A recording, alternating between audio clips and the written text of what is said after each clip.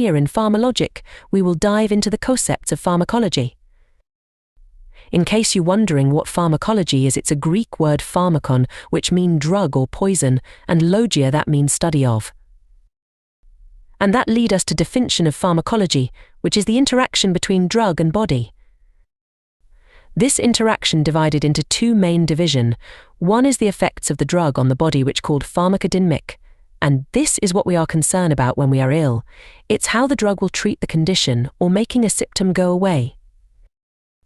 And the other is how the body affects the drug. This part is called Pharmacokintics. When a drug enters the body affects it in many ways. It affects its traveling to, its site of action, that is the part of the body where the disease or symptom come from. And for the drug to act, it must reach this part, so the effects of the drug depend on whether it reach that site or not. For this reason, we need to understand Pharmacokintics in order to get the best out of the drug.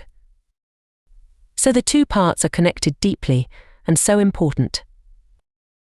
And we will get to them deeply in other videos. That is all for today.